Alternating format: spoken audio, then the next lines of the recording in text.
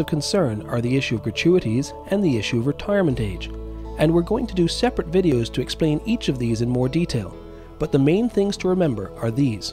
A gratuity is not a bonus. It's much more like a loan. A person retiring gets to take some of their money sooner rather than later and pays this back over time. This can be both good and bad. More money now means less money later, and we will discuss the issues surrounding this in our next video. But the key thing to remember is that the percentage of the gratuity doesn't change the amount that someone will receive. It only changes the timing of when they will receive it, and that too much too soon will leave too little later on. In relation to the second item, retirement age, it is no secret that everyone is living longer, and much of this is due to better healthcare, better nutrition, a safer working environment, and other government policies that protect people and help them to live longer and more active lives. That's the important part. People aren't just living longer, they're aging more slowly, and many still want to contribute beyond the current retirement age. Grenada has actually been rather late in changing its retirement age. Dominica is at 62. Trinidad and Jamaica are at 65. And in Barbados, the current age of retirement is now 67. There is also another matter of fiscal prudence. Because people are living longer in retirement, the total amounts paid out by government are increasing, and this needs to be balanced against the money that is coming in to ensure that each and every Grenadian can receive the retirement benefits that they are entitled to. And in many ways, that is what this discussion is all about. We need to ensure that whatever policies we agree to now are sustainable, and that they will work now and into the future. Let's think about all these things seriously and look at all angles. If you do, you will see the constraints that we must work within to achieve our overall objectives of ensuring that everyone has enough money to live comfortably in retirement. When you put it all together, it becomes fairly clear that the government's proposed solutions are very close to the ideal and are the best way forward for Grenada. Let's keep working together for the best of Grenada. Just take it easy when you jump up in Queen's Park. You want to come back. Jenny and the Esplanade, the jamming does be real hard. Check me out on the road show, we drinking curry for soup. When the DJ play on my squeezy, she rests her right leg on me, singing no place sweeter than home. They mix it up with Skylar, she bend down low and she back, she say no place sweeter than home. Just give me Tangla, then bring in Bubbler, no place sweeter than home. Send it on them watching, girl you never know what they thinking. No place sweeter than home. But she shouting home, in a sexy tone, my only home. Good morning to you, Grenada, Carriacou, and Petit Martinique. Yeah, the voice you're hearing is that of Mr. Sheldon Scott. No, Mr. Sheldon Scott. Yeah, I didn't know you used to Sheldon Scott. Yeah, Sheldon Scott. Yeah, something. Let me give you some more volume there. Yeah. Good morning, Devon. Good morning, Sheldon. Don't always believe what you hear. Yes, indeed. Yes, it is a beautiful Wednesday morning on the Isle of Spice. Bright and sunny, man. Yeah. Hey, you know, at a point in time, Jamaica wanted to be known as the Isle of Spice. I learned that yesterday. Yeah. Yeah, Jamaica actually wanted to brand themselves as the Isle of Spice, the spice of the Caribbean. Yeah. Yeah. But you see, there's a lot of similarities in Grenada and Jamaica, you know. Yeah, black people in both of them. Right, and so, and then the when you talk about the resilience and rebellious natures of a people, right, coming from slavery, Western Africa, and so you will find the Grenadians and the Jamaicans are very similar. The Haitians to a lesser extent. Haitians are Grenadians. You understand? So Grenada and Haiti were both colonies of France, and therefore there are several similarities. And we're talking about everything leading down the road into even the we're talking about everything leading down the road into down to Jab Jab as well. Yep. Yeah, because Haiti are Jab Jab. From the Haitian Revolution comes, I mean, the participation of Grenadians. You know, there were Grenadians that were involved in the American Revolution. Yeah. Yeah. All you Americans had to tell us Grenadians thanks, eh? Yeah. And if all you want to know what I'm talking about, they actually have statues they have statues in parts of the U.S. that speak to the Battle of Savannah. Yeah. Yeah? Savannah, yeah. Battle of Savannah. And in that battle, for American independence, there was a French unit. That French unit consisted of freed blacks from the island of Grenada. Yeah? So Americans only had to tell us, thanks, man, we handle all you. All right? Even if all you want to say, all you do in 83 is payback, which we so not all people Payback. find it the same. But anyway. I feel like more revenge. But yeah, the Battle of Savannah. Yeah, that was Grenadians were involved in that. Blacks from Grenada. Yeah. And you know as well the Haitian Revolution, one of the key people, Christophe it was? Christophe, yeah, he's from St. David. Yeah, a Grenadian again. So we're involved in world history. We're involved in the creation of the first independent and black country in the world. We were the first successful black slave revolt. And we also, at home, had the first and only successful revolution in the English-speaking Caribbean. 1979. We're not easy people, you know? Yep. Historically speaking, we're not an easy people to deal with. Yeah. English people calling themselves Spice Girls. Hey, Hinkson! Good morning, big brother. How things going down there on the line, boy? and then you had the revolution continuing up till now, where you have a political party making history in Grenada. We historical like that. You understand? So I mean, it's not a new thing for us when it comes to historic events and leaving a mark, you know, on the rest of the Caribbean and even the world. You know, because even worldwide, you'll never find democratically a political party, right, winning 15. Seats, or winning all the seats in Parliament. Not once, not twice, but you understand? 3 times. So history is part of our legacy in Grenada, and that's the way it goes. Yeah, indeed.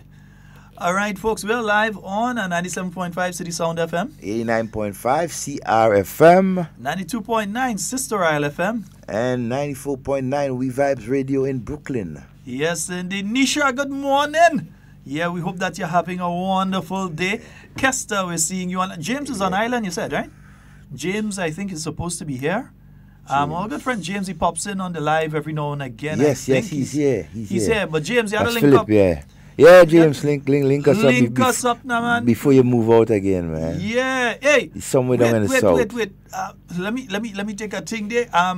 Let me say a very special happy birthday to my big brother Hinkson. His birthday is today. Hey. Yeah, man. Yeah, bro. You're saying a very special happy birthday to you. Yeah, even though you're older than the Grenada Revolution. But happy birthday to you, big bro. Yeah. Even though you're nearly older than Liat. But happy birthday to you, big brother. Even though you're older than the road where we live. Anyway, happy birthday, big bro. Liat is 74, you know. Nah, he ain't that old bad joke. No, when I say I'm saying 1974. No, well, you're older than that. Yeah, you're older than that.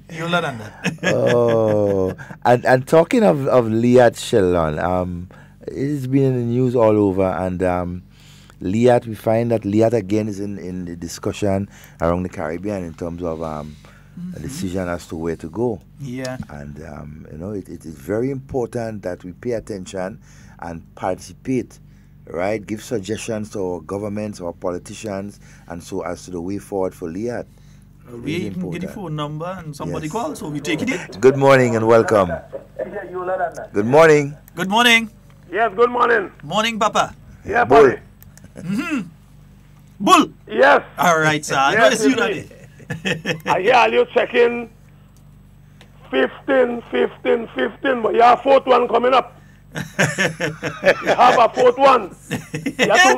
What? But I don't know how to come with them all. But you have a 4th one. 4 times 15. Man, I ain't 60. saying no, because here na Bull. Yes. You know I just talk with you straight up and thing. Yeah. Man, this morning I listened to a certain political activists of the NDC. I'm starting to stop calling them opposition now, the NDC.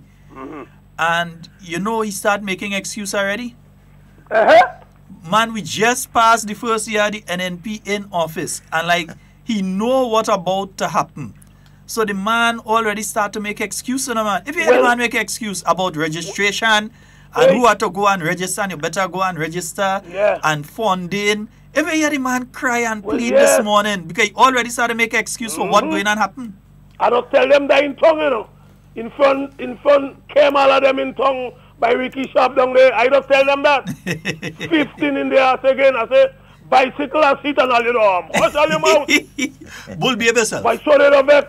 Bull behave yourself. But I say I have to get that one, boy. Yeah, and the most thing I call you to tell you. Tell the government, please, give me my money because they retire me. Tell them give me my money. All right, so you want your money? I want my money. I don't, because I have my bills and them to pay. I didn't want to tell you that, you know, and but let the world hear it. Well, what is the situation though? They retire me. When you retire, you're supposed to get what you have to get. No, but did you make the required amount of time within the service? Because it's not just retire, eh? Sheldon, since in my grandfather days, Gary, I work in with government up to today. No, but you see, you still have to understand something, Bull. First of all, the rule is you must be working in an established position appointed by the Public Service Commission, the Commissioner of Police, Commissioner of Prisons, or the Judicial and Legal Services Committee. So there are people that were working since the 1980s that under the existing constitution and law, even though they're working since the 1980s or maybe even the 1970s, do not qualify for a pension because they were not in a pensionable position. So what I'm saying is, if you worked in a pensionable position, in other words, you have a letter from the Public Service Commission or... No, I didn't have no letter any time of Gary. From since 69 up to the time they retire me. No, because, and this is not something that we have to hide. No. Not because you are NNP supporter and you say that it's something to come back and you're attacking the party. But no, I'm not attacking no party. The thing is that I didn't have no letter. I didn't have no letter when I work all amount. Well, you see, that's the problem. Because at that time they didn't give in that. Okay, so that is the problem. So here's what, because you are not the only person that's in that situation. I know of others that are in a similar situation. Now here's what. If you do not have a letter from the Public Service Commission or any of the people that I mentioned there, you can still make an application for a pension to the government of Grenada. Well, I bring in all kind of thing already. No, you're bringing all kind of thing, but here's what I just told you. So listen carefully. You can make an application to the government of Grenada for a pension, and they can take that to cabinet, and they can say, well, this person, we're going to grant a pension to outside of the fact that you should be receiving your pension from NIS. That means I could tell Mr. Bowen that then?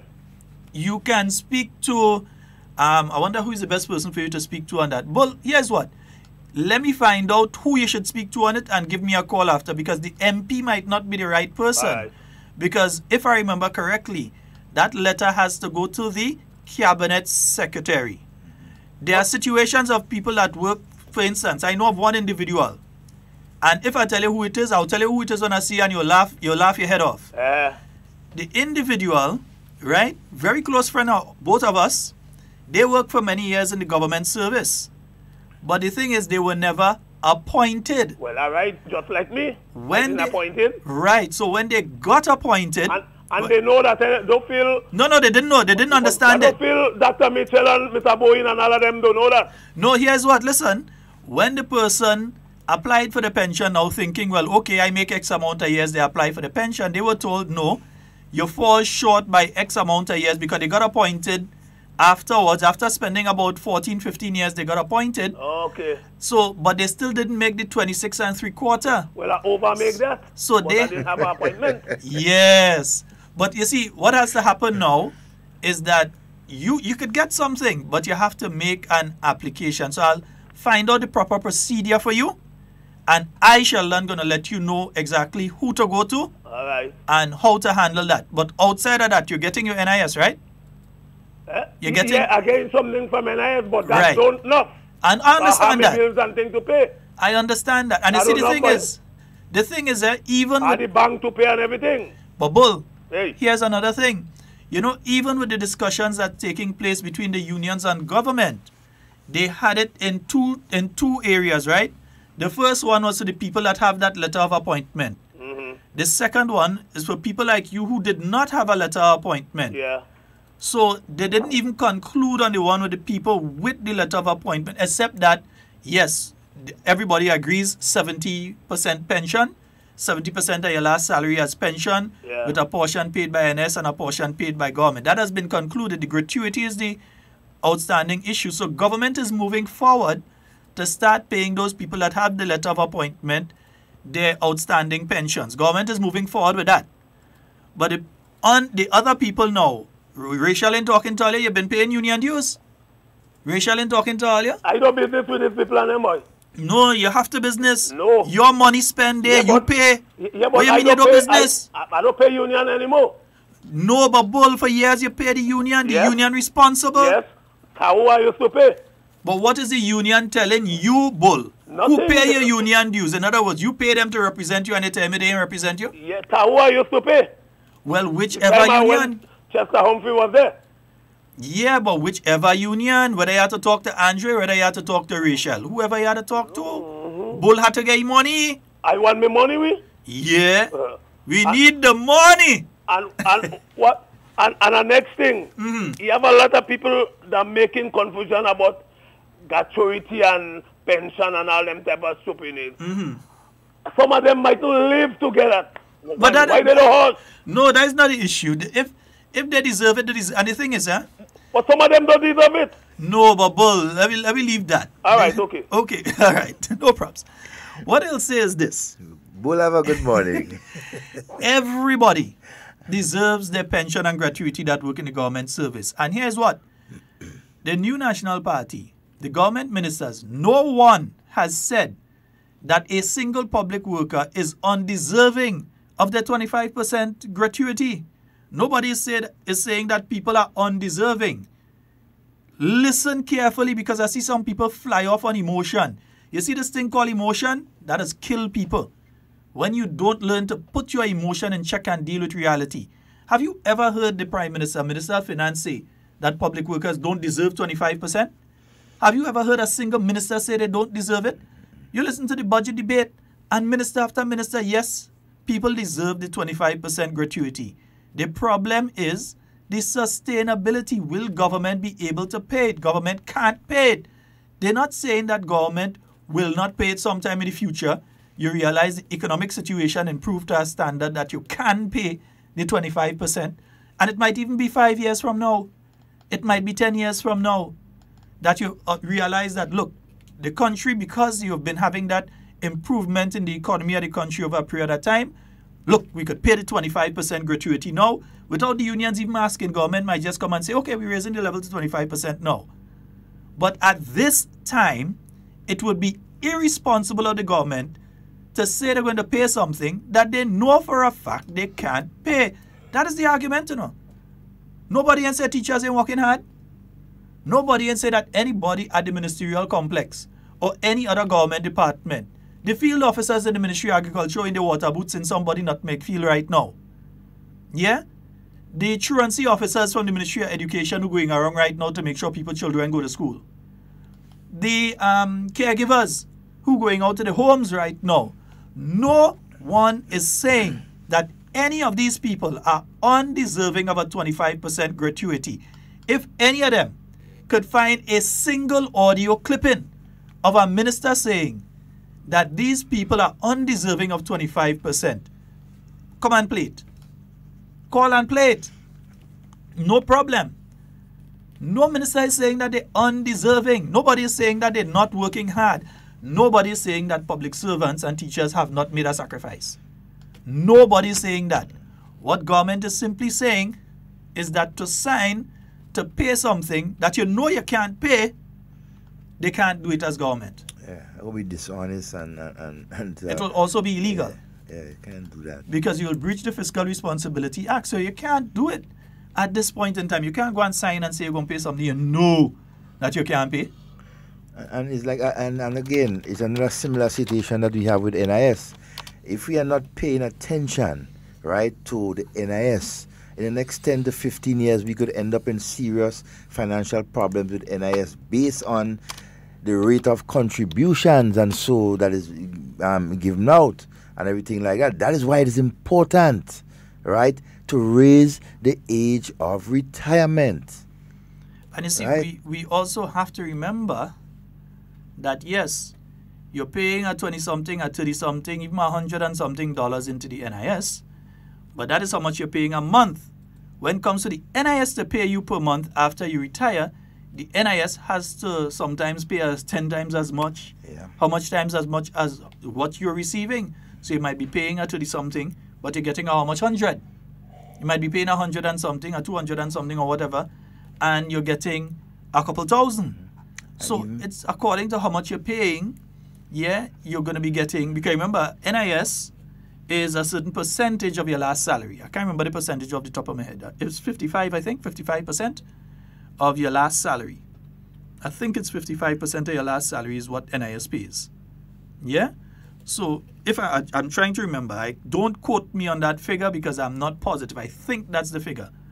But what is going to happen? I know somebody, partners, message me. I know you're going to message me and tell me. Yeah. So you have to understand that let's say you're paying $20. You're paying $20 into the NIS. But when come time to get back your money, you don't expect to go to the NIS and get back $20 a month. You're going to do as bull. You're going to say, that is too little bit. You understand? Remember, what you're paying is a 20 or a 14 or whatever. But when come time to collect, if they give you back a 20 or 14, you won't cost NIS. You say you make me come down in town to collect $20. So the National Insurance Scheme has to find a way to take your $20 and make it into a 200. They have to make it into a 2,000 because you may have other benefits that you have to get. So the NIS has to invest that $20 and make it grow. They have to plant it and see it grow and bear fruit. So what does the NIS do? Government have bonds. They're selling bonds. The government of Grenada, they say, okay, give us $5 million and in 10 years, in 15 years, we're going to give you, for that $5 million you give us, we'll give you 20 million. We'll give you 15 million. Yeah? So the NIS buys those bonds and knows that, look, by the time, using your $5 as part of it, knowing that they have multiplied your $5, by the time you retire, they're going to have enough money to be able to pay you. Yeah? Some people say, well, the NIS do that at government, and then government get a haircut. The government of Grenada did not get a haircut. That's a fact. The government did not receive a haircut. The government of Grenada got an extension on the period of time to repay the NIS. They did not receive a reduction in the amount that they have to pay. They have to pay the same amount over a longer period of time. So your money's still safe. Unlike with some properties. Under them property and them, they get worth right now, boy. Underweight wood. But yeah, for those of you, because some people misunderstand the pension issue, they think once you work with government, I've seen, believe me, over the years, I've seen many people end up in the same situation. They've worked with government and they were not in an established position and they may have been there as much as 30 years, never thinking that you have to be in an established position. And you end up with a situation, these persons retire and expect a government pension and gratuity, and they retire to nothing. It's unfair. The government of Grenada is saying it's unfair. That's not just an opposition viewpoint or so. The government of Grenada is saying that is unfair. Hence why the government of Grenada has decided, the new National Party administration, this government has decided to tackle the problem on two tiers. One, you deal with the people who they have their letter of appointment and so, and they're in the service and so, but they came in after the period that is covered by the NIS Act. And the other one is to deal with the people who don't have that letter of appointment, also the non-established staff who work just as hard and in some instances harder than people with the established within the established staff, spend just as much time and sometimes more time, but according to the Constitution and the law, they leave with only the NIS to collect. How do you help those people as well? the government could have just decided to keep a blind eye to it and they don't touch the issue at all. They said, let we deal with it. Yep. And from 2013 to now, they've started dealing with that particular issue. Yes, you're at an impasse right now regarding the gratuity issue. So you're at an impasse in relation to that issue right now. But I believe that the government and the unions will come to a solution on that issue sooner rather than later. But they don't have a choice, you know. Mm-hmm. All those that are involved, they do not have a choice. The nation is at stake. So at some point in time, good sense will prevail, and so an amicable solution will be reached. Grenada will eventually win, you know, and so.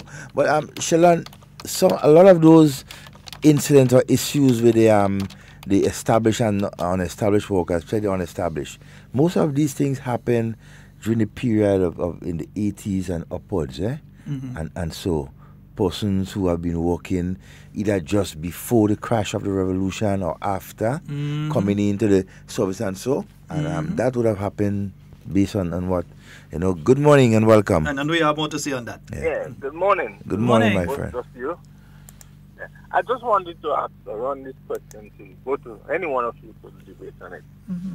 Concerning the public service, Yeah. public servants that was sent home by the Keith Mitchell administration and now have to be paid.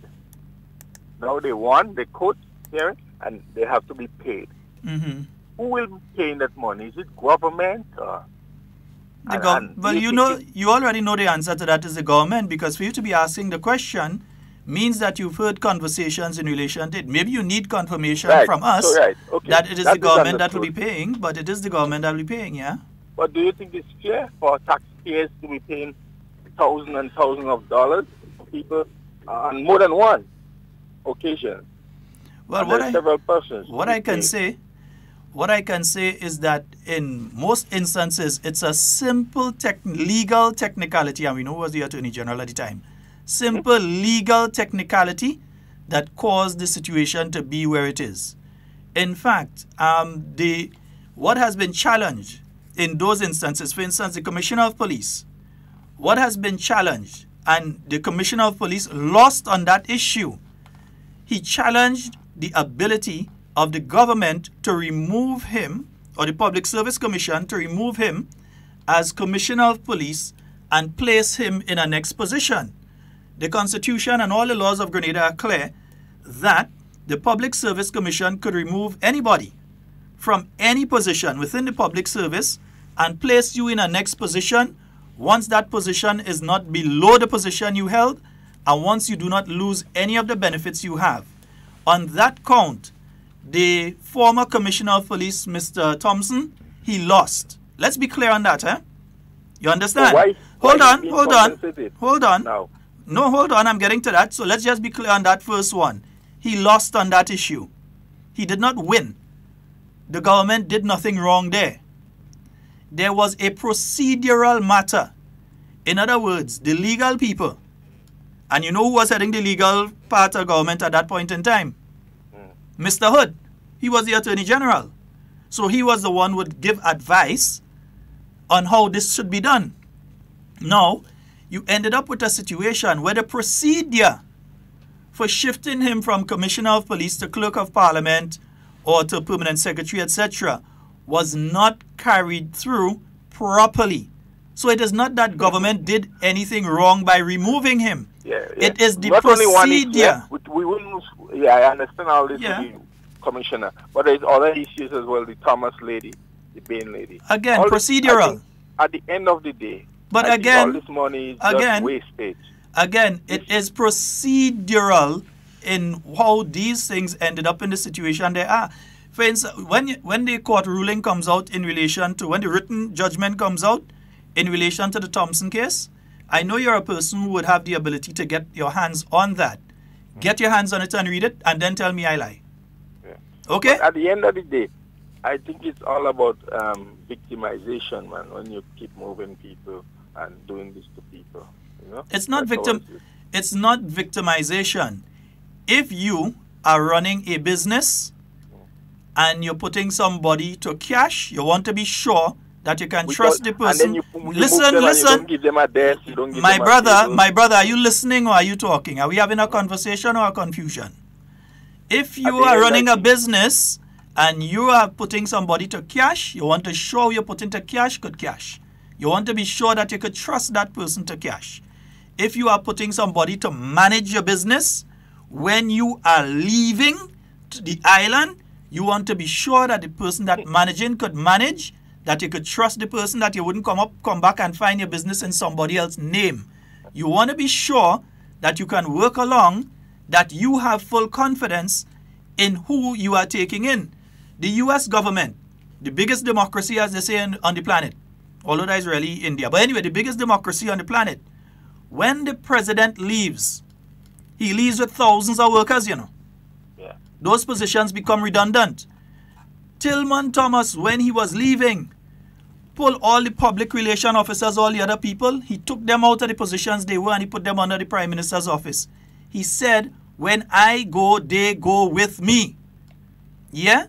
Because the next government has to be given a free hand to select who they have confidence in to work with. Yeah. You can't force somebody on somebody and expect them to work with them. Government does that, but I think, what I'm saying, I don't think we should be doing things like that, because once people are capable of doing the job, let them do the job. No, you would say that because you've never held a position and you've never held the reins. Why they never move that guy? I don't want to call him, but the guy, Timothy Antoine, was permanent for years. Why no government never moved him from his position? Because, as I explained, you want to be sure that whoever you have in that position, you can trust. I think who know you and who you know in this country, man. It's all about victimization. Yeah. You see, you think and I know, so enjoy the rest of your day. Bye-bye. Yeah, you think and I know. You see, it's easy to stay on the outside and say these things. You cannot have a cabinet. No cabinet. I can tell you for a fact, because I always say I am glad for the time that I spent within the parliament and the government in the position that I spent in it. Because when I speak from a position of having been there and knowing what it is like, how it is like, and the rules surrounding it. Cabinet. There is sensitive information that comes to cabinet. So you can't have somebody sit down in cabinet who, as soon as they finish a cabinet meeting, they go in and put their information all over the place, innit, Devon? Can't do that. Because it might be something private in relation to you. You may have an issue that is private, but you need government assistance to deal with it. You don't want, by the time you reach in Grenville, the whole of Grenville could say, Devon, I hear you send a thing up there, and so on. There has to be a level of confidentiality. So you have to be able to trust anyone who is sitting in that room at the time that decisions are made. If you cannot trust that person, you have to find somewhere else for that person to be. When in 2008 the NDC came in, you had Miss Elizabeth Henry Greenidge as the cabinet secretary. A lie or talking the truth? What happened to Miss Elizabeth Henry Greenidge after that? Well, sooner rather than later, she was removed as the cabinet secretary. But you see, people forget these things. It's not a permanent job that you have within the public service. You can be moved wherever, You can be shifted to wherever.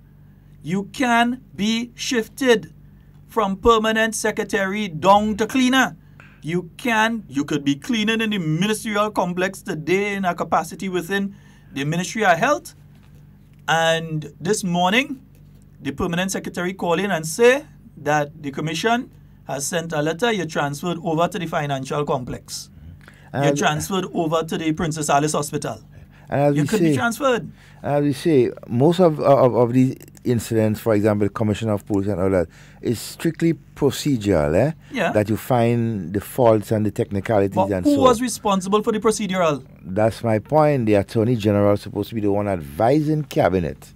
Yeah. Right? So and the Minister of National Security. So what would you say, Devon, if you hear the Attorney General, the former Attorney General now, who was responsible for giving legal advice, coming and say now that government carry out the wrong procedure? What would you say? Well, he's the one, not government. According to the Trini Chinese man, something wrong. He passing it on to government. But if you was hired, right, to be the legal honcho, right, and to advise the cabinet, and so as to the different steps that they will take, then you are the ones that will put them in and take them out of hot water. You are the one that will guide them and say, look, this is illegal based on our constitution. And so, I mean, I cannot understand. Something wrong. Something got to be wrong. Yeah, it's a simple procedural matter. There is no judgment against the government of Grenada that says the government of Grenada was wrong for moving the commission. Let me correct when I say the government of Grenada. Through the Public Service Commission was wrong in removing then Commissioner Thompson to another position at the same grade with the same salary. There is no judgment against the government of Grenada that says that that move was wrong. Anybody could find that, send it to me and prove that I lying. Because I'm telling you that what took place was simply a procedural issue in how it was done, not what was done, you know. So in other words, you only talk about, oh, this was spiteful and that was wrong and unconstitutional. Absolute nonsense. It is the procedure for doing what was done that is being challenged. Tell me I'm wrong. Who is the ones that appoint public officers to keep positions within the public sector? Well, you see, you remember, I mentioned it earlier when I was speaking to Bull. You have the Public Service Commission. So when you're appointed, when you receive a letter of appointment through the Public Service Commission, you carry an established position through the government of Grenada. In other words, you're now pensionable when you attain the age and everything. You have that. You can also be appointed by the Commissioner of Police. So police officers, they receive their appointment through the Commissioner of Police. So that is also considered an established position, a pensionable position under the Police Pensions Act and all this kind of thing. Prisons, similar. You can also be appointed through the Judicial and Legal Services Committee. Now, the Judicial and Legal Services Committee is not a Grenadian committee. It is a regional body that appoints judges and magistrates and that sort of thing. So all the time people are saying, well, government need to move this magistrate and move that magistrate. Government could not because they are appointed through the Judicial and Legal Services Committee. So the Judicial and Legal Services Committee, they can appoint a magistrate, they can appoint a judge, that sort of thing, and other people within the system, within the legal system. Government doesn't appoint them. Government pays them, but government doesn't appoint them. All right? So you can be appointed through those, but there are other in the unestablished. Remember Vote 340? Remember there's another one that's slipping me right now that people can be appointed to, but those are not to established posts. Yeah? You see, I make the point, right? And the issue is that, look, if the Public Service Commission appoints you into a particular position as an officer, right? Who else do you want to remove you or to shift you? Isn't the same body that hires you or appoints you? I missed the point. Oh, okay. I just glanced there and it took my attention on the chat. In other words, the Public Service Commission or the Commissioner of Police, or they appoints the officers. Yeah, Commissioner of Police. So, okay. So if you have to move them, sorry, in the police force, the rank above inspector, I believe it is. Yeah, big tune on your phone there, Devon, but make sure we don't get flagged. Now take the phone and sort out Devon. Yeah. I understand where you're coming from, but certain positions within the police force are appointed by the Public Service Commission. Yes, so those inspector go up. Yeah, and so they're appointed by the Public Service Commission, not the Commissioner of Police. But go ahead. But my point is that if I am your boss, right, and I can shift you or hire you or appoint you, and I can fire you or even replace you or shift you into another position. So it's not a question of the whole question when you talk about revenge and the victimization and so that is a right of the Public Service Commission, right? The Commissioner of Police, the Commissioner of Prisons, right, to do whatever they see fit to the officers they appoint. As we say, the whole question of procedures may be come into question. And we know who was in charge of procedures. Exactly. So, I mean, I cannot understand when you have public officers, when they are being moved, after you're in a position for 10, 20 years, and you're being moved based on your experience, they want to put you in another position to either share your experience with that other, ministry or department or whatever, and you complain. I mean, you complain, you mad, you vex, as if your position was carved in steel and concrete and that sort of thing. No, I mean, and as workers, they know when they are being appointed. They understand the rules and the regulation. They know what to expect. But again, as they say, when you have persons get too comfortable within a particular position, they want to claim that particular position, and that is a mindset a lot of us have. I mean, we need to get rid of that. But again, 440-7377. If we said something and it's not clear to you, yes, feel free to call us. To call us and 440-7377. Maybe we may be able to clear it up for you. And 347-329-3101. Devon, I just remember to send that thing for the Tambran for you. Yeah, man. I need that. Tambran, right? Morning, Camille. Morning, Camille, Teresa, Scott. Good morning to you. We hope you're having a wonderful day. Miss Bernadette George, good morning. Yeah. Miss Noriega, good morning to you too. Yeah. Miss Irma Jacob, good morning. Right? Hey, we didn't tell Auntie Ruth and them good morning for a long time. And Auntie Ruth! Good morning to you and Auntie Myrna. Happy Easter to you early. We tell you early. Next thing you know, next thing we don't get to tell a little later though. Well, Depot, you know what? That's a very good idea. You go right ahead, boss, and see fit to do what is necessary. And so don't worry. Whatever, who and where you give, right? They're still in my heart. So go right ahead. Because I've seen you have been doing an excellent job in giving back. Yeah, because Devon, and these days we're hearing a lot about, government did this wrong and government did that wrong. People, read. The information is available online to you all. It's available. You don't have to listen to me on radio and just believe that what I'm saying is the correct thing. Because I have no reason to lie to you. You can go online, gather the correct information for yourself and read it. And then you'd realize that what I'm saying is the truth. So again, in relation to the William Thompson case, no court found government did a wrong thing by shifting him from Commissioner of Police over to, not government, again, through the Public Service Commission, moved him from Commissioner of Police over to the position of Clerk of Parliament. Yep. Because both the salary is the same, the benefits are the same, the grade in the financial documents is the same. So he had not been demoted. He was sent to there was lateral movement. He was just sent across to another position. He wasn't horizontal, he wasn't sent down. Vertical? Vertical? Yeah, he was sent horizontal.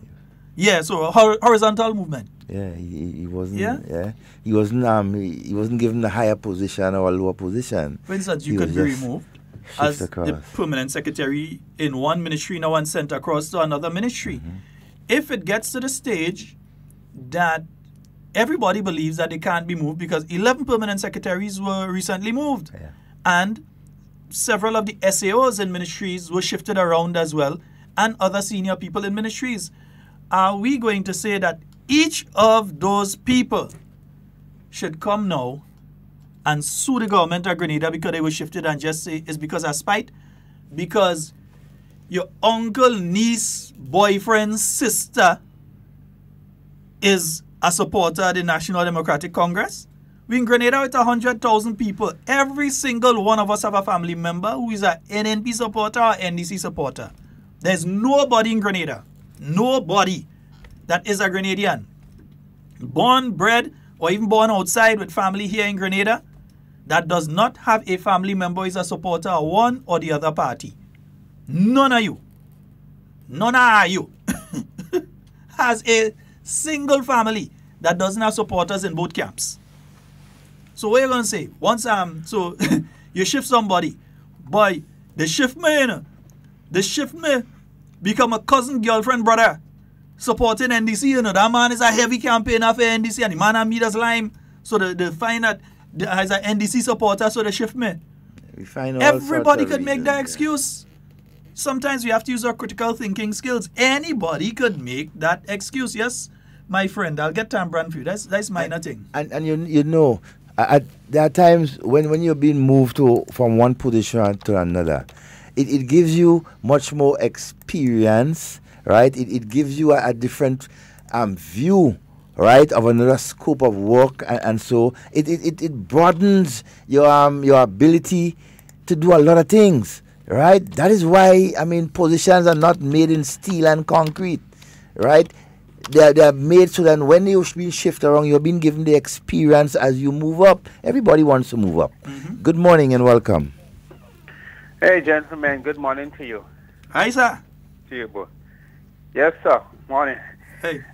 First of all, let me say condolences to the former, is it commissioner or acting commissioner who lost his life? Deputy commissioner. Although I never knew him. I never heard about him. Deputy commissioner. But, right. So, deputy commissioner, yeah. So, to his family, my condolences go out to you. Now, I would like you all to explain something to me, please. I'm trying to understand. I saw Mr. Lloyd and Lewis, I think, was it 2 days ago, on the TV. He was concerned about the retirement age with the NIS. Now, I have a problem with the raising of retirement age, as you know, but that's besides the point. Nothing wrong with that. Do you think that he is planning to also have the teachers strike against the NIS if they so decide finally to raise the age? But striking against the NIS wouldn't do anything. What you're gonna do? The NIS isn't striking. I mean, there would be no sense in striking against the NIS. None. But then he might do it. He might do it in truth because we can't say he has sense. The gentleman does not understand communication skills. Also, with, like, for example, with Sister Rachel Roberts, they don't know how to have a proper dialogue. So it's quite possible that they might be thinking, to me, how he speaks, I could be wrong, but I think how he speaks, they might be, they might have this on the top of their head. I don't know. Well, my brother, many years ago, I stopped labeling people that I do not believe have common sense. I stopped looking for common sense in them, and I stopped looking for common sense in their actions. So when it comes to those individuals, RR and LL, I expect anything. Right. Anything. Believe me, I reached to the stage when it comes to those two individuals, I expect anything, because they are not two individuals that I would say common sense resides with them. Let me just leave it at that. Right. Okay, yeah, because the communication skills is really not there, and well, that's exactly that's what I would say. I think what might happen. So I think they might look to raise up some kind of thing, saying, "Oh well, NIS this and that, and let's strike." I believe a strike action might happen, as you mentioned a couple days ago. They might be looking at graduation and stuff too. Well, that's not strike action. That's a continuation of the work to rule, and that's why we continue to tell parents. And thank you so very much, my good brother, for reminding us to remind people again on that one. But go ahead. Go ahead. Yeah, because I'm really trying to. No, okay. You see this work to rule thing that has a lot of problems, because I think the understanding of the work to rule is one-sided. Well, the minister last week, I think, she gave a very good account of herself, and then later on I heard, I think it was the former person from the, CXC or whatever, he also gave a good account of the situation. Although it seems like this one lady in Barbados knows more. She knows the constitution of Grenada inside out. So she was able to divulge whatever she divulged, which I still can't understand.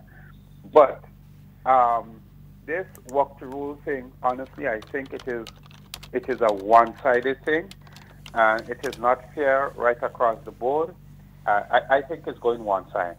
And before I go, I am pleased. I know again we won't see eye to eye on this one, but I'm pleased to know that finally there is a very good possibility that LIAT, how it is now, how we know it, dissolve. Because you cannot run a losing business and then continue running the business. It's not that I am against regional travel. Of course, I'm for regional travel. And then I understood from a news media, if I'm correct, that while Dr. Gonzalez was complaining about the money that Grenada gave, I understand St. Vincent didn't even give any money to that yet, based on a news report. I'm not sure how true it is. But then, LIAT cannot be run as a political organization. It should run as a private business, and Dr. Mitchell would have mentioned that 1,001 times, although I'm still upset that we had to give money.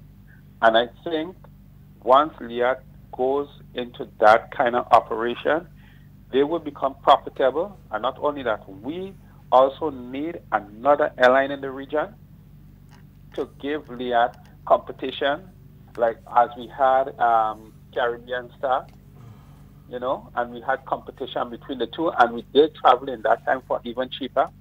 And I could attest to that. You say you could attest to that too. That's what we need. We don't need this one-party thing. LIAT should not be it. All we know is LIAT, and that's it, full stop.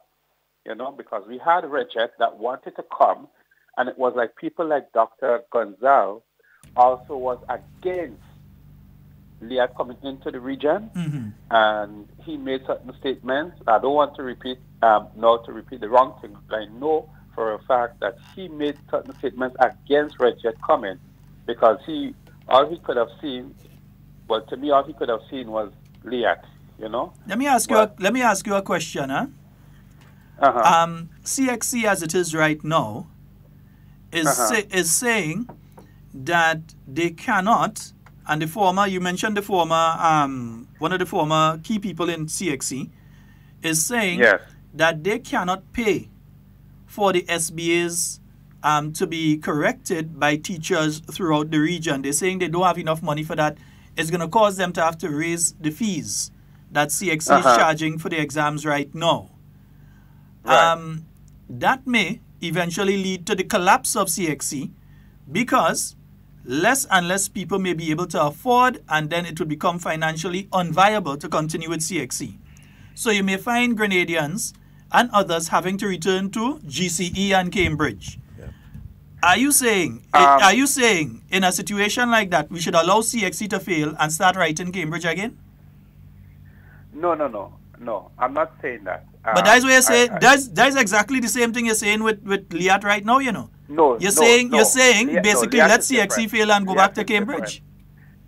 No, LIAT is different. And the thing is, Shalon, let's be honest. You cannot only see LIAT as the only airline that can run the region. We're supposed to have free movement.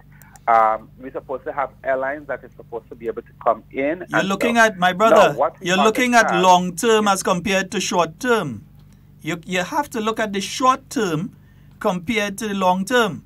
In the short term, if LIAT was to stop flying to Grenada today, LIAT ground all planes, it's not flying to Grenada today. What do you think will happen to business and tourism here in Grenada right now? What do you think would happen? It would boom, and I'll tell you why it would boom. No, how do you see it booming? More airlines. Listen what I'm saying. Where will the airlines come from? Have more airlines coming in. Where would they come from? Because wherever. When? But Shalon, listen. Hold on. Listen to me. No, you listen. You listen first of all. I just told you have to look long term and short term. The question I asked you is simple. If LIAT stops flying to Grenada today, what happens to business? You can't say it booming. Because how long will it take another airline to come into the region to start flying? They have to get clearance. They have to get not only local clearance, they have to get regional and international clearance. Yeah? And they have different things that they must do and must comply with before they start flying within the region. So what happens to the economy of Grenada in the interim? We go swim to other islands? First of all, your question, Shalon, is not genuine, because why is it not genuine? Any business like that's supposed to stop, you would have noticed, like as of July 20, let's say 2020, Liat would stop flying XYZ region. It cannot happen today for today. Hold on. Have you heard of Fly Jamaica? You know that airline? No. Fly Jamaica. Air Jamaica. No. Air Jamaica has been gone a long time. They've been absorbed by CAL. Now, Fly Jamaica is an airline that was operating between Guyana and I think Jamaica and one or two other countries. Fly Jamaica, a week before, sent out a notice that as of the end of this month, they stopped fly. In other words, everybody with tickets, they just cancel all the flights immediately, and they made their staff redundant. No, not even that. They made their staff redundant with just a few days to the end of March. As of the last day of March, they made their staff redundant. Everybody holding tickets had to get their money back. So don't give me this kind of thing about you need to wait how much months and all kind of thing. They could do it today for today. There's an example. That's the same flight that crashed in the 737 that giving all the problem now. They had one of those planes that crashed in Guyana last year, October, and caused, I think one person died eventually from injuries on it. They're facing class action lawsuits and so. They went under. They didn't wait and say, July, we're going to stop fly. They stopped fly as of within days. Yeah, but Liat also has political interference in it too, eh? Of course, there would be political interference. It's a regional airline controlled by governments. Thank you. So then they can't just stop flying today for today. Who said that? Why not? I say that. You say that because you've never been involved in regional politics. You could say that. You have no idea what goes on in regional politics. So you could say that. I could tell you you're wrong because I've been involved in regional politics. So you don't know what you're talking about. So you could say that. No, you could say anything in relation to that. You've never been involved in that. I've been. You wrong. But Sheldon, I'm telling you that it is impossible for Liat to stop flying today for today. There must be some notice. And there must be my brother, amount of notice. Even if it's not today for today, suppose they said the other day they only had 10 days before they went bankrupt. Yeah. Suppose within a period of time, let's say Liat decides, okay, we gone bankrupt, end of April, last flight. What happens to the economy of Grenada? What happens? That doesn't. How does that affect the economy of Grenada? You see, because I'm asking you the question. I'm asking you the question. If I am correct, let me not just say that's what you're saying. If I'm correct, in the back of your mind, you're thinking, and remember I say if I'm correct, that the only airline that is able to run the region is Liat, and we cannot have another airline. Again, you're wrong. Problem as a Caribbean Again, you need to open. You need, my brother. You need to grasp reasoning in a proper manner and use critical thinking. You're not. I never said Liat is the only airline could run. I said. No, I never say that you say that. I say if I'm thinking what you're thinking, what I'm thinking. And I'm telling you that that is my understanding. Hold on. I never hear you advocate for another airline yet, you know. Hold on. Never did that, you know. Hold on. You're becoming emotional on an issue, and I warned listeners earlier that when you take the emotional approach, you make fatal errors. You are taking an emotional approach. I travel on Liat, they was late. I always travel on Liat, they was late, and therefore get rid of Liat. No. I am saying that other airlines could fly. Other airlines could come in. But there will be a period. This is the first time you said that, Shalon. This is the first time you said that. My brother, this is not the first time I'm saying that. You hearing what you want to hear. Listen and stop talking. Listen. Hear what I'm saying. The other airlines can come in. But again, I spoke and I'll repeat it again. Devon, how much time I will say it? Long term, And short term, it's going to take a period for some other entity to come in and replace what Liat has been doing, whether it's quick pack, whether it's getting medicine from one island to another after it's been shipped down to Trinidad to transfer it over to Grenada via aircraft for emergency use for somebody that's sitting in the hospital, whether it's to get a business person that wants to spend a couple $1 million between Grenada and Barbados. Whatever it is, it's going to take a period of time for a new airline to come in, to put in place the proper systems to operate within the region. You cannot, therefore, allow in the short term what you have to disappear before you set up for something else to come in. It's irresponsible. That is bad leadership. That's irresponsible. But you see, you're still not understanding what the people of the region is saying. We are saying that we need better service from Liat. We also my brother, I think both of between me and you, my brother, I don't think we go agree because I don't think you're willing to open your mind. Enjoy the rest of your day today. All right? Okay, bro? Yeah, enjoy the rest of your day today. You see, when you take the emotional approach, that's what happens. So, you get in trouble. I travel on it once, I travel on it twice, I had this problem, I had that problem, close the tail down. That's not the approach. How much Liat flight you hear crash and how much people dead? Their safety record is top at top. Yeah? Top at top, the safety record. And not just in the Caribbean, and the world over. Worldwide, if you're checking the ranking and so, it's only one thing that I see. The ranking was a little, I don't think they got marked on it because the assessment wasn't done. And that has to be done throughout all the airports that Liat flies through with the aircraft, and that assessment wasn't done. Yeah, this is not an emotional something. You don't lead just on emotion. Then you're going to end up operating like a certain US president. You don't operate just on emotion. You get up this morning, you're vexed, bomb that country. You know, you don't like the set of people, build a wall and keep them out your country. You don't operate on emotion. You know, a very interesting point that was made by Senator Humphrey on Monday night and Beyond the Headlines. And I think persons should pay attention to the rebroadcast tonight. The operations of Liat, right, how it operates, it is much more expensive to operate Liat than the average airline that operates through the Caribbean or even worldwide. Okay? Because of the whole question of, for example, as he put it, when Liat, one plane in Liat makes a move off to Trinidad, it comes to Grenada, then it moves to St. Vincent, right? And then it moves to Barbados, and then it does the same thing again back on the evening. Now, his point was that the maintenance, right, for Liat, right, would be much more expensive, right, than the average other airlines that operates. And so because of the schedule that they have to run and everything like that. And that's a significant, very significant point. And Liat don't just when it comes to maintenance. There are several factors you have to take into consideration. This is not the 1930s or the 1940s where we transporting everything by boat.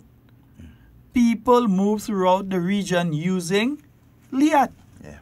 Especially the Eastern Caribbean, we move around using Liat. If there is an outbreak of some sort of contagious disease here in Grenada, and you have to get medicine into Grenada, most times you may get it faster by a connecting flight because American Airlines come in, the American Eagle, they come in, the one that transport goods. What do they call them again? American Express? Amerijet. Yeah. They come in twice a week, is it? Right. Suppose you have to get it in before Amerijet has to come here. You know what you have to do? You have to fly that because they have constant flights coming in to Trinidad. You have to get that medication into Trinidad, and then you have to get that on a Liat or whatever flight you could get it on to come to Grenada. If you remove Liat from the equation, then you either A, have to wait for Amerijet while people die, or B, you have to wait until when the boat coming up from Trinidad while people die, or C, you have to pay an exorbitant fee to charter a plane between Trinidad and here. There are several things you take into consideration. This is not an emotional something. This is not, I travel with Liat and I get a treatment, so I have X. This is common sense and looking at business and looking at regional and local impact before something happens. But you see, if Liat collapse, right, as we're saying, it will be a devastating effect on the economies of the Eastern Caribbean, right? And so, because imagine, not all of the islands have international airports, right? And so, and look at which one of the airlines that travels in almost all the islands throughout the Caribbean.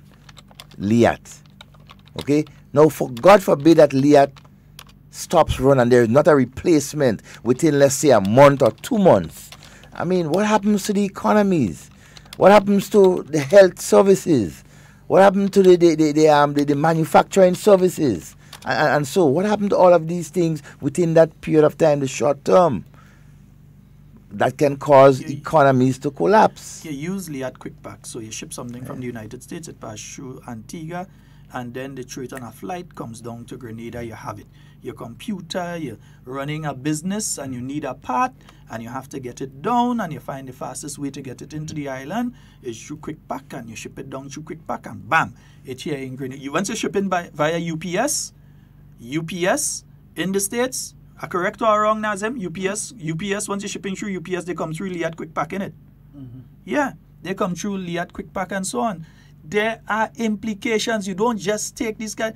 Only crazy people does do that kind of thing. Just take on emotion only. That is like Nero and Hitler and them kind of. That's why Hitler lose. All now we'd be picking cotton. But Hitler was an emotional individual. Generals tell him, boy, do that. Hitler decide, boy, me ain't doing that. But I'm telling you, boy, I feel today I want to send them troops and them in that area there. And he sent them and they get lick up. Emotional. You have to do things with a reasonable level head, looking at the economics and the impact on different areas. You don't just do it because you're trying to spite Liat. That's what some people have to understand. You can spend $1 million on Liat right now and save yourself $10 to $15 million. It's only sensible to do that. It makes no sense not to spend $1 million and lose. You have to spend it.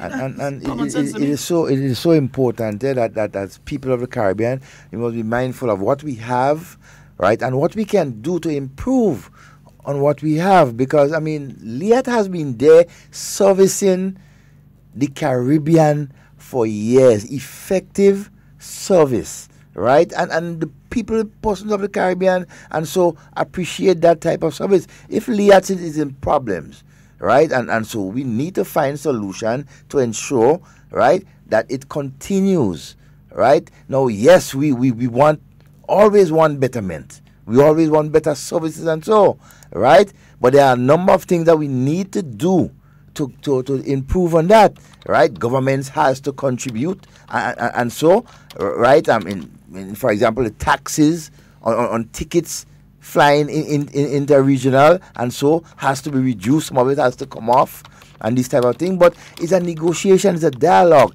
and Liat falls dead smack in the center of it. So we can't run away from it, right? Liat, in my view, is there to stay unless you have some governments with a couple $2 billion decide, you know what, within the space of a month or 2 months, let's come up with a new airline. But you still can't do it within the space of a month, 2 months. And you won't see that happening. If you feel they have aircraft, build and sit down in a tarmac some way that you come and you say, okay, I start in an airline, let me go there and buy that plane, and come and say, you're crazy, huh? You do that? The only plane you're finding like that are used planes, which going to be dangerous to fly because they pass a certain number of miles. So you ain't taking a chance to do that.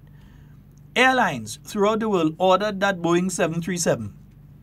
And they ordered it a couple years ago, and they didn't receive it yet. Because they had to change their fleet over a period of time. Liat for itself has been changing its fleet over a period of time. They've been introducing the new, used to be the Dash 8. What they have now, Nas? I know use a man on the plane and all kind of thing. But it's an ATRs. And that's they changed that from the Dash 8s, isn't it? Yeah, and it took a couple years for them to do that. So to think that it is possible for someone to come in a 4 months, 5 months, and 6 months and take over the routes, or that Caribbean Airlines going to suddenly decide. You think Caribbean Airlines have planes sit down on the tarmac in Trinidad? They must fly down there. No, they don't. You think they have a bunch of plane flies sit down there that they could just say, okay, we're going to start to double up on the route to Grenada and we're going to start to fly through the rest of the region? That ain't going to happen. Common sense and economics dictates that is craziness. Car streamlining, they trying to cut down on most of the routes that is not, Carl take over from Air Jamaica and still didn't even take over all the routes that Air Jamaica was flying. Recently, I think they even reduced on the number of routes that Carl is flying to. Wrong or right? They reduce. Carl order some of the 737 too, Yeah. They order some of them.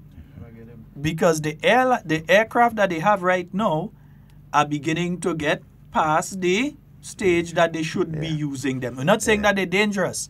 We're saying that there's a safety mark, and when it comes to that point, airlines decide me using that plane again, time to get new and updated. Yeah, because one of the realistic thing is that the maintenance, again, for these aircraft becomes much more expensive. Yeah. Right? And you do not want to keep aircraft that you have to maintain. Instead of once per month, you have to maintain them 3 times per month. And so you have to continuously improving and increasing on your fleet and so. And folks, we'll say this, not just for Liat, but for any issue in life. You know, if me and Devon were to fall out here right now, you know something with me? Even though we fall out here right now, and I might say 1 or 2 things. You know, I might feel to say something and I just relax. I say, boy, let me sleep and wake the next morning. And when I wake the next morning, I say, boy, I'll forget that, boy. Because you have removed the immediate emotion of anger. And then you start to go back into reality, facts, and common sense. That way to say sometimes you and your wife or you and your husband have a confusion. Don't let the night rest on it. Take a walk, relax. You know, take a breather, separate, move. You go so, take a breather. And then you come back and you have a more reasonable discussion in relation to that particular issue. Take a breathing space. When you deal with it on an emotional level, sometimes you say things you really mean and you just decide, I want to hot that person, but I will tell them something hot. Just to hot them up. And you tell them something and then for the rest of your life you regret you tell that person something. You tell them something, they get a heart attack, they drop down, put up dead.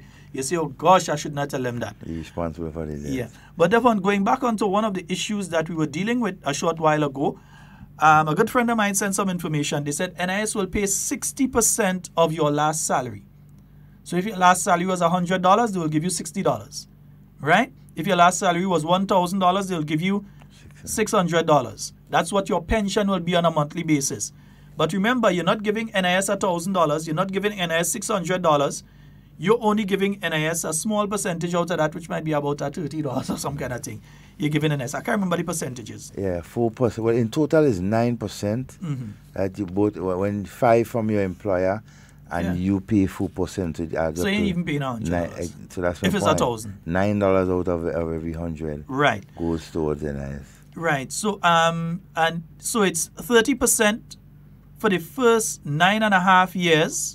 Roughly 500 weekly contributions, and 1% for every block on 50 weekly contributions thereafter, up to 60% maximum. So not everybody may reach to the 60% according to when you start to work and pay NIS. And the contribution. Yeah.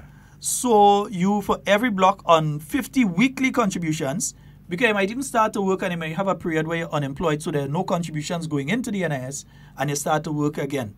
So your first 500 contributions, the first 9.5 years or 500 contributions, that's 30% on that. That's what you're getting, 30% on whatever there.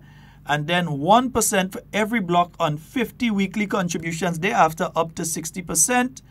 And that's the 60% there, up to 60%. But government will now top up that with a further 10% under the arrangement that has already been agreed to. Yeah, government will give a further 10% on top of that to the people who are receiving their NIS pension. And the pension secretariat has already started the process of going through the names and who has to get and how much they will. We got to make a different calculation for everybody. Devon's salary might be different to mine. My salary might be different to yours. Your salary different to your worker, your neighbor own. So they have to make a calculation for each and every individual worker that qualifies, that is already pensionable. Devon far from that. He's a young fella still. Every worker that is pensionable They have to make the calculations for them so that when they arrive at age 60, as it is right now, and some people want it stay there, some people want it go up. But as it arrives at age 60, that individual can start to receive their pension at the new level. And those that are already receiving can start to receive the additional 10%. So if you're receiving $600 right now, you're receiving $660. You're getting a little $60 extra there. Yeah. Yeah, man. Yeah, you're getting 1,000. You're getting what? 1,600. Something there. Yeah. Yeah, you're looking nice. Wait, no, all right or wrong? 60% yeah, I think it's that. But you know, as the discussion continues, when it comes to... No, you're getting 1,100, not 1,600, 1,100, yeah. As the discussion continues when it comes to NIS and at the same time, LIAT, right? The whole solutions are not basically far apart for both of them. We have to invest in those, in my view, in those two entities.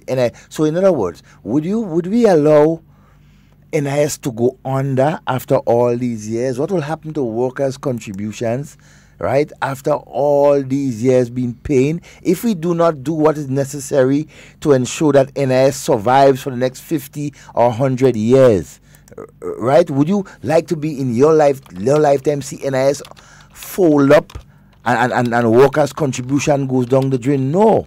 So we need to put things in place to ensure that we secure that. Is one of the same argument I would make with LIAT.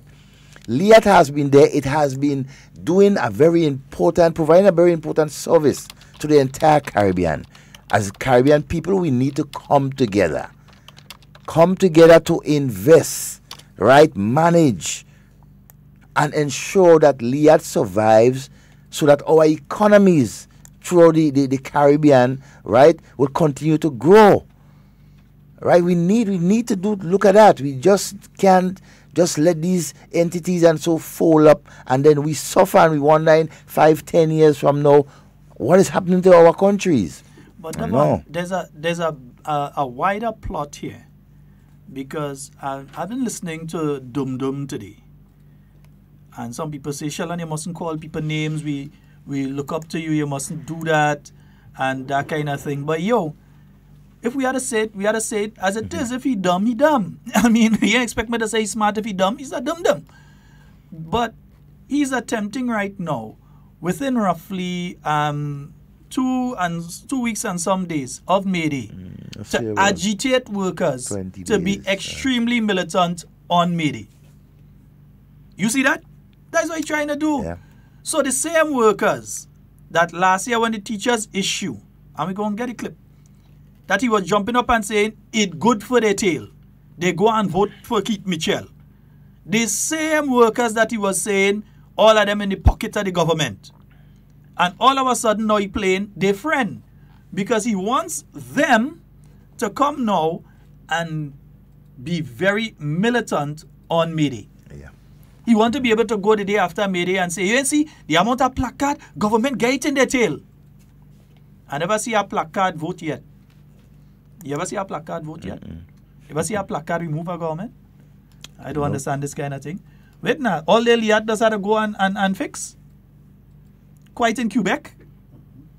So LIAT plane flying all the way up to Canada? Maintenance. For maintenance? Oui, papa. I didn't even know that. Yeah, You understand? I guess Drama. The sort of maintenance and so facility we have within the Caribbean, You must have a certain level of clearance to fly over the United States in airspace in the first place.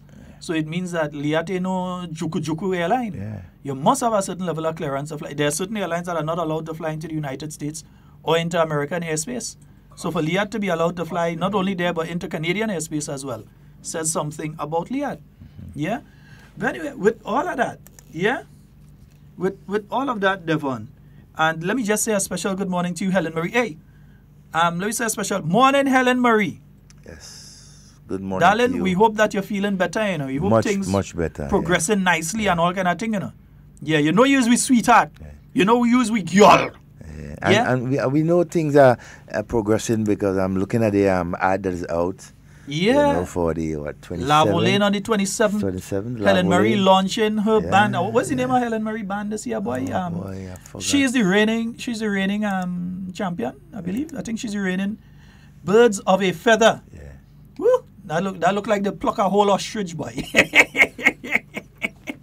Helen, that look like you pluck a whole ostrich. I'm waiting to see. Yes. So the grand launch on the 27th of April. Helen and Shiwasi girls. Lovely. So understand what I'm saying? You have to see them on the road carnival. If you forget all the other bands, I've seen some beautiful costumes. I'm not talking down to any band, beautiful costumes. But when it comes to Wasi girls, you go see Helen. Wait, you go see. You go see. She have payment plan. Go and check her. You won't know they can't go and check her. The place kind of thing for now. Helen, send somebody and open the office now, girl. I'm telling you. People want to go and pay down. Yeah, they want to go pay and pay down to play the mass. Yeah. 440-7377. And 347-329-3101. Devon, yesterday, and folks, we're not drifting too far, but the phone lines are open. We're just making sure here the phone lines are open. Parents, please, grandparents, because you know, when a child graduating these days, doesn't just be the mother and the father buy the nice clothes and go. Grandparents going, uncle taking day off our work to go, exactly. Auntie taking day off our work to go because For auntie say, that is my child, you make them, but that is my child, so auntie going. You hear all kind of boyfriend, girlfriend, who is not even their children, they go in, they making sure, because as far as they're concerned, it's their children. Yeah, you can't like the milk and not like the cow, and you can't like the cow and not like the calf. Anyhow, yeah. So with the graduations and all this sort of thing, with the present work to rule, don't wait until when the teachers come to the last minute and their union tells them, don't blame the teachers, eh? In fact, I want all of you, buy a nice present and give to your child teacher for educating them. Don't study the last few months. Love them still. Go watch how they might be getting on and thing, and they might be cussing your government to your child. Still remember the good that they do. Don't look at the bad. Somebody might do you 99 bad. Remember the one good that they do. And teachers, they do 99 good. And some of them, some do a little 2% of a 1% bad. So remember them. Buy a nice little present. Get them for graduation. Yeah, that is not bribery. Your child leaving the school, so it's not like they'll be doing anything again for your child. But give them a nice little present and so show them that you care and you love them. And that what they have done that you appreciate it. But their union leadership, LL, he ain't really care about your child graduating and thinking the teacher care. But LL ain't care. So expect fully. And we're warning you today, the 10th day of April, expect fully that when you see June come around, all of a sudden, another note go pass around. Teachers are not to participate in graduation ceremonies. Devon, and we expect it? Well, I mean, you expect anything at this point in time. We expect it. Yeah. But what I would want to advise all parents and guardians, as soon as this final term breaks, or even now, right? All of you who have students that are graduating in the secondary schools and so, start gathering information from the principals of the schools and so as to whether or not the teachers are going to participate in graduation. You need to know now so you can start your preparation, right? You don't want to be caught last week or last 2 weeks. Find out from them now about their participation and hold them to it. It don't make sense picking up the phone and sending a WhatsApp to uncle or auntie in New York to send down the suit for graduation ball, and to send down the this for the graduation ceremony, and the that and the all kind of thing, and the cosmetics for the hair for the girls and the all kind of thing and the nice thing. It don't make sense sending those WhatsApp for all of that, and you ain't fix your other business first. Yeah. Notice what happened with the school sports. While it was mentioned in passing by the teachers' president last year, they effected it immediately. Some schools usually had the sports towards the end of the year, and the first bit of sports, they effected it immediately. Yeah? So it was not like you had a long notice. And then even at the beginning of this year, when you expected the school sports, you had that. When it came to the intercall games, at the point in time you're supposed to be having the launch of the intercall games and students going full into training, is when they got the notification, no intercall games, no primary school games, and so on. That was sad. Don't let yourself be caught, I'm going to say with your pants down, but that is not good for radio. You can't say with your pants down on the radio. You can't say that. You can't say with your pants down on the radio. Okay. Don't be caught with your shoes off. Off guard. Or with your shoes Yeah. off. Don't be caught picking cocoa without your cocoa knife. You could pick cocoa without your cocoa knife. But it does be more laborious. Never know how to ask a question though.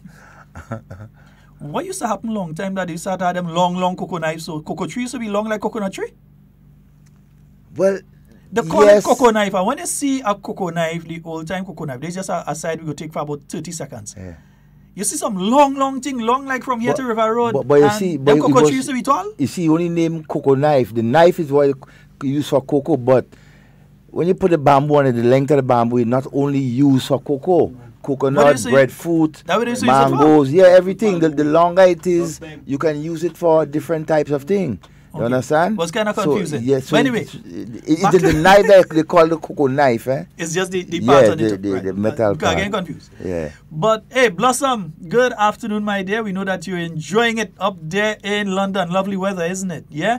Hey, boy, look my partner, you know, boy. Not Depot alone, you know. Yeah. I seen Toro charge. Yeah, totally, yeah. And Toro always has some very, very insightful inputs in relation to the conversation. Eh? He's saying we want an improved services in healthcare, education, and transport. We have small populations that either don't want to pay for the service, can't pay for the service, or want the service at the lowest price. And he's correct. Yeah. Yeah. Now, looking at the graduations, Parent Teachers Association, and we're going to stress here on the parent part of things. It's not that the teachers bad-minded and so on. We are not going to label them as such.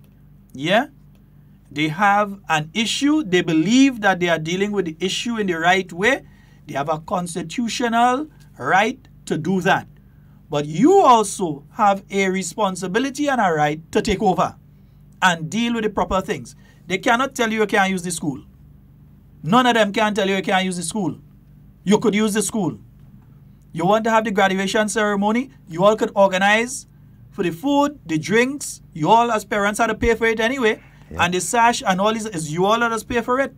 So why not run it? So you all can run this thing totally. In the United States, something when they are prom and thing, yeah, teachers involved, but the parents also become seriously involved.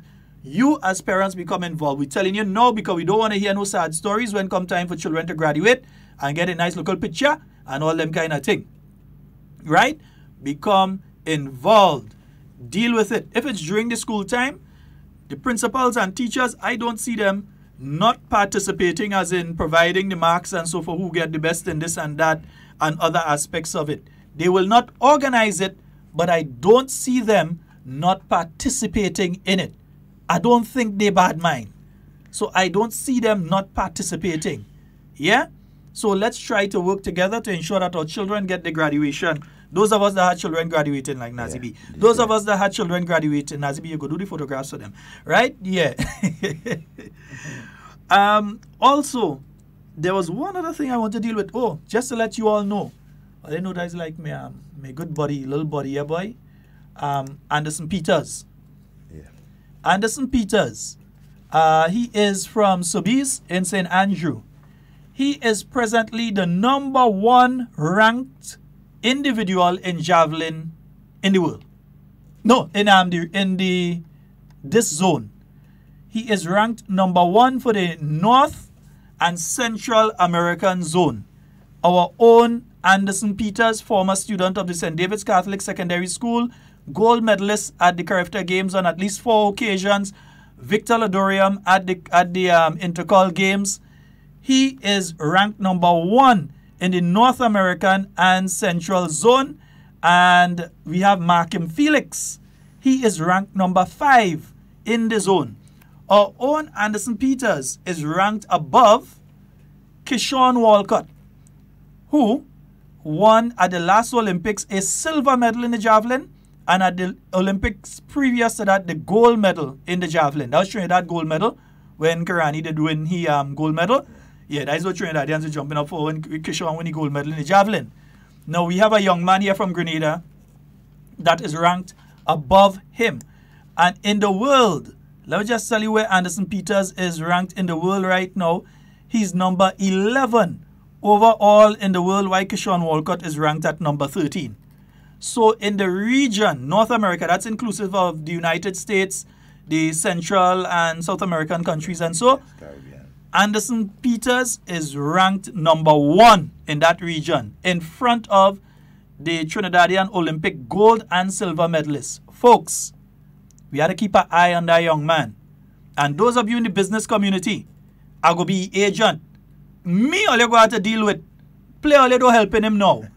Play all you do go in. Mr. Watts, Zingo, I know both of you are listening. Cathy, I know all you listening, eh? Yeah.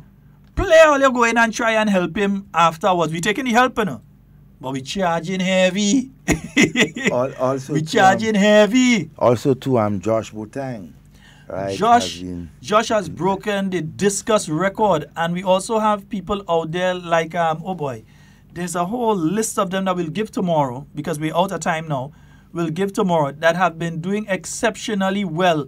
There's this Nathan Hood. He's been doing pretty well as well out there. So we have a whole host of Grenadian athletes. Remember, later this year you're going to the World Championships. Karani won at the World Championships before he went on to the Olympics. Karani, good morning, afternoon to you because you're here in Grenada right now for the Grenada Invitationals. That's going to be taking place this Saturday, folks. So we look forward to that one. That's all the time we have for Hard Talk today. It's been a kind of one today, boy. Yeah. More pressure? They won't breathe heavy on that one.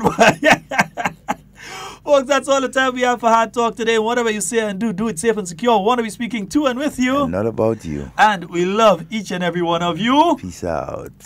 Saturday, James Athletic Stadium becomes the center of the track and field universe with local stars, superstars, and rising stars as they compete in the third Grenada Invitational. Tickets are only $30, secondary stand, $40 bleachers, $60 main stand, $100, $125, and $150 finish line, and $350 VIP. Tickets at GoToFed.com, Maxis, Venus, Grenadian Optical, Duty Free Caribbean, Gatlin, Powell, DeGrasse, Fraser Price, Taplin, and more in exciting international track and field action. This is what we've waited for. World-class athletes. The fastest men in the world. World-class performances. Watch the clock, it's goal!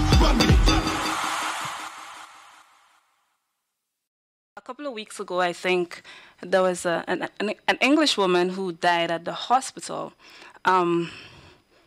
She was aboard the Osprey and later died at the hospital. Now, the story goes that she was at the Osprey and she fell sick, but the Osprey was not equipped with life-saving equipment.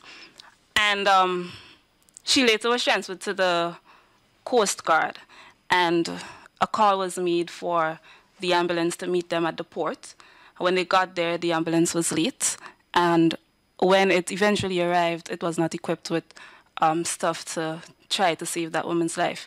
They got to the hospital. No one was informed of her condition, and no doctor was on call. That's the story I got. So what would be your response to that, especially given some of the things that you mentioned there? Well, the incident that you're talking about did happen. You have a couple parts of it incorrect. The Osprey, yes, the lady had, as we were able to determine afterwards, a heart attack, as we would say, on the Osprey. Based on, I asked for a full report because, again, there was social media comments on it right there and then that Sunday. So I asked for a full report. Dr. McIntosh gave me a full report on it. But I'm correcting you in the fact that, one, the person got a heart attack while on the Osprey. Two, there was a doctor on call. And three, the call for the ambulance, as Dr. McIntosh will explain the actual details on it, and you'll see what happened there. And this is why I said, while we have ambulances, we do need the central dispatch now to coordinate the communication. So Dr. McIntosh can explain the details on that because she gave me a thorough report. Right, thank you. So I'm going to talk about it, but I'm not going to talk about it in a way to be able to identify because it's patient confidentiality. But in being just in general, there was a person that was on the Osprey that suffered a sudden cardiac arrest. Fortunately for her, there were two doctors and a paramedic that was also on the Osprey. and who started CPR immediately. They continued with the CPR immediately. Unfortunately, the Osprey, which is a private-owned vessel, so we cannot talk about what it is they do have or don't have, but we can talk about, and I'm going to put these little snippets in between, how as the ministry that we can offer recommendations to privately owned to assist us, especially if they're carrying people that are in need of care. And so she was a passenger on the Osprey. In addition to her being on the Osprey, there was also a patient being transferred from Carriacou to Grenada. So that meant that there was an ambulance that was waiting for the Osprey to come in because they were expecting that. In the mix of all the CPR that was done and addressing the patient, one person stopped, and I can say that it was the minister of Carriacou PT Martinique who stopped and said, what else can we do? Because this is a slow Osprey. We're only an hour in. We have another hour and a half to go, and they're trying to resuscitate this woman. She then called the Coast Guard, but she's not a physician. So when she calls, she says, we need someone. We have someone that's sick on board. And I'm not saying this myself because I asked the Coast Guard that we need the Coast Guard to come. Coast Guard took about 40 minutes or so to come, but when they came, that's when they saw the situation that this person was ill with a cardiac arrest and need additional. Coast Guard is not an emergency vessel. They don't carry what we call the AED, the automated external defibrillator, automatically, but they should. Came on board, and the doctors realized that they don't have much of the facilities. The doctors then came from the Osprey with the woman to continue CPR with the Coast Guard. So there was always a doctor with this person starting from the Osprey moving on. Then from there, the Coast Guard got back into Grenada and was sitting right up at the port, and the Osprey was supposed to be coming in as well. Now remember, there was a person that was waiting as a patient to be transferred to Grenada. So there was an ambulance that was coming down to meet the Osprey, but the Coast Guard waved them down.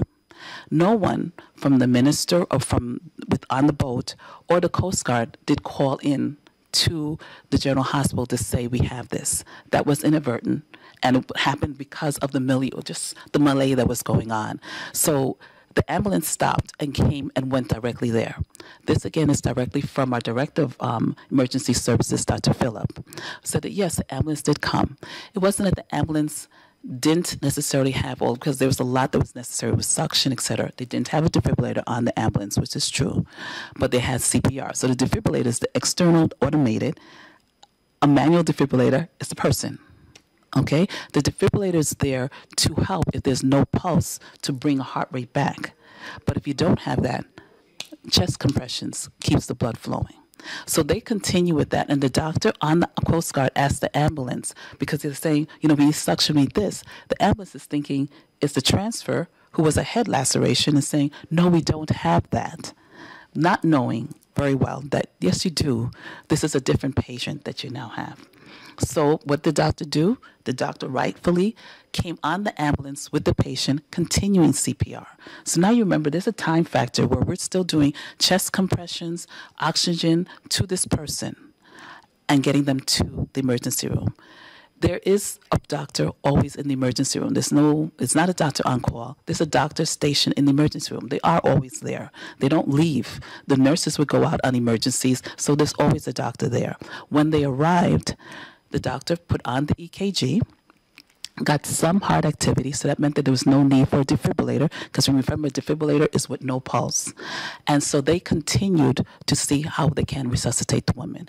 But the second EKG showed no activity, and the doctor now pronounced, and this can only be a physician, pronounced the person dead. Now, in all of these different things, we don't know. We don't know if there was an AED that was right there on the Osprey that this could have helped. We don't know. So it is true, we can't say what is going on, and it is true, a person died. No question about that. And she died from a sudden cardiac arrest, which is probably the #1 killer, very quick. Someone drops down, sudden cardiac arrest. Can we have stopped it? We don't know. Can we improve? Most definitely. No question about that. How do we improve? Is by the fact that we take this and start to address it, just as the minister who came back to me and said, look at what happened. And how do we hear about it? Through social media. We need to actually be able to say, how can we address this with our own protocols? That we have quality indicators within our hospitals, where we say if someone comes in and dies within 24 hours, let's look at that and address what happened. And maybe this person was going to die. We address it and we say, that's fine. Not fine, thank God, forgive me. That is something that happened. But we address it and say something happened. Not this doctor did wrong, that nurse did this, the ambulance didn't have this. Something happened. How do we change the system to improve it, to address that? And that's where we are. So her death was a sadness to her family. It is unfortunate, and there's a lot that could have been improved.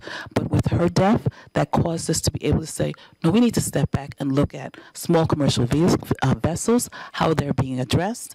How do we make sure that communication is reached? And this is a prime example of, you don't call the emergency room for an ambulance, you call the dispatch, so that that dispatch can get all that information, because the emergency room is like, look, I got a patient here, I got a patient there. What is it that you want? You want an ambulance? And not able to address that. And the dispatch is someone where there is a doctor whose focus is the call, what's going on, you need this, we'll get this in place. And we start to address that. So we extend our sympathies. We extend our sympathies to the family, and recognize that this is something, this is a person, this is a mother, this is a sister, this is someone that died. How can we improve upon that? How can we look at the system and improve across the board? Thank you, Dr. McIntosh. And as you see, we've done a thorough investigation on it. And I want to add a part that Dr. McIntosh didn't. Dr. McIntosh herself is from Carriacou. So she most definitely understands, as someone from Carriacou, the need to have that. So what have we done as a result of this, as a result of those social media comments that I received and then passed on to them? I am pushing for, there is a legislation that's called the Small Commercial Vessels Code. That is a legislation that will have licensing for vessels like Osprey, like Rum Runner, and others, our party vessels, as well as our commercial, whether they're carrying passengers or cargo, to increase the level of first aid kits and care, etc., which would include an automatic external defibrillator to be on board those vessels. Because such an incident could have happened as well on some of the party boats like Rum Runner or any of the others, and they want to. Those that I've spoken to are very much willing to comply with that. It will also say that the vessel must always have persons trained in first aid to be able to do CPR, must always have. But then for us as well, the ambulances were there. But because of the absence of a central dispatch that should be speaking with police and Coast Guard as well, we had an ambulance going for the Osprey. And when we got a call saying that there's an Osprey patient that needs an ambulance, we said, yes, we have an ambulance ready for the Osprey, but the Osprey isn't in as yet. Because the Osprey had transferred a patient to the Coast Guard. We didn't get a call from the Coast Guard saying that, and that was in a miscommunication. So a central dispatch is absolutely necessary. But apart from that, to be able to equip personnel-wise, staffing-wise, training-wise, and equipment-wise, the ambulances to be able to deal with each and every emergency that they're faced with. And in this instance, the one thing that was absent was the automatic external defibrillator. And as Dr. McIntosh said, would that have made a difference? We are not sure. We don't know. But it would have given us, and most definitely the family, a level of comfort to know that it was there, whether they needed it or not, that it was there. And that central dispatch you see in this instance, that central dispatch, and also whether it's a 2-hour journey from Carriacou, half-an-hour journey from Carriacou, or 1-hour journey from Carriacou, things can happen to people that are on board. And let us make sure that the private providers get the support from us for the training of their crew members, and also the legislation, and so that it insists that they have certain equipment on board. Same way that you must have life jackets, you must now have at least one automatic external defibrillator. So that's one of the examples where we look forward to self-improving or improving our system, but it's from those comments. So while a lot of people out there are just looking at the negative comments, I think the mistake that we have been making is not responding to them, because sometimes someone speaks about an incident and then many other people just vent from it. And sometimes it's politically motivated and sometimes it's just not. It's honest people just venting and saying how appalling. But maybe we should respond back afterwards like we have been able to do today and say, hey, we heard you and this is what we've done. But it's inappropriate for us to respond to individuals' private Facebook posts. That's why we're saying we're going to set up for ourselves that page that individuals can direct, and then we can address that Dr. McIntosh could have given instead of waiting for you to raise that question. And we're glad you raised the question, and you can see we were prepared for it, that we could address it in social media as well, so that you can ask another question, I hope. Minister Steve, before we go to another question from Karima, I think, and Dr. McIntosh as well, I think it's important to also recognize the human capacity in that particular situation. Yes, we recognize that there were shortcomings, but the mere fact that the individual, may she rest in peace now, but that she was kept alive for that journey to be able to get to the hospital, get a first reading on the EKG, that also shows that there is a capacity in the individuals that we have in our healthcare system. Before we go, you hit right on the point, and that is so key. We have people here that are capable, because the doctor that was there is a doctor at the General Hospital. And when you hear, it's like saying, yeah, she slumped over on me. I stopped and checked the pulse and immediately jumped in, and other people jumped in as well. There was a paramedic and another physician that assisted.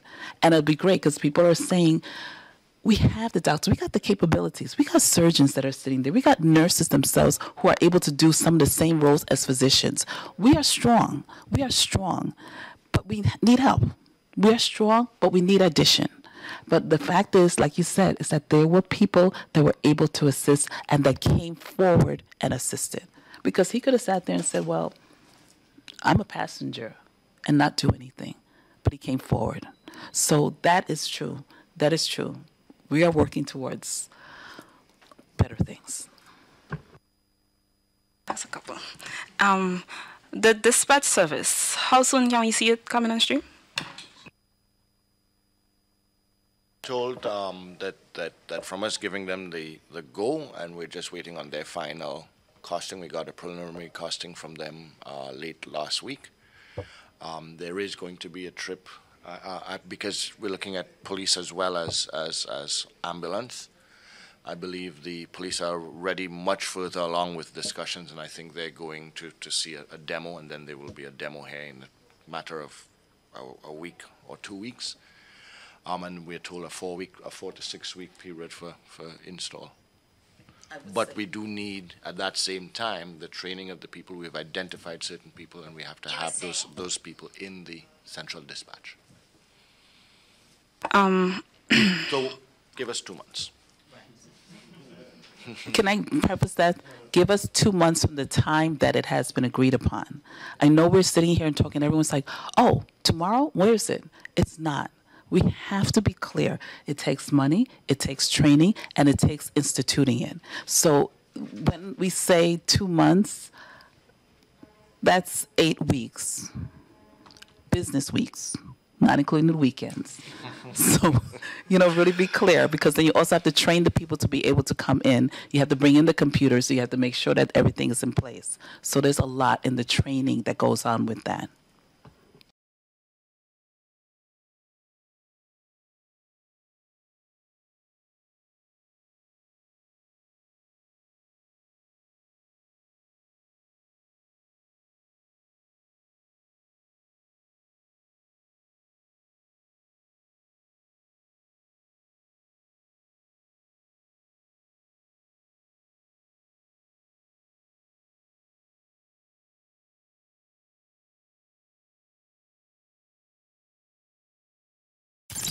Saturday, the Karani James Athletic Stadium becomes the center of the track and field universe with local stars, superstars, and rising stars as they compete in the 3rd Grenada Invitational. Tickets are only $30, secondary stand, $40 bleachers, $60 main stand, $100, $125, and $150 finish line, and $350 VIP. Tickets at GoToFed.com, Maxey's, Venus, Grenadian Optical, Duty Free Caribbean, Gatlin, Powell, DeGrasse, Fraser Price, Taplin, and more in exciting international track and field action. This is what we've waited for. World-class athletes. The fastest men in the world. World-class performances. Watch the clock, it's goal! Run with it.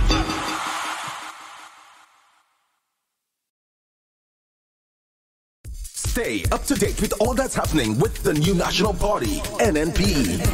Send us a message via text or WhatsApp on 405-8683 with your name, email, and constituency. Stay in the know with NNP. Get updated.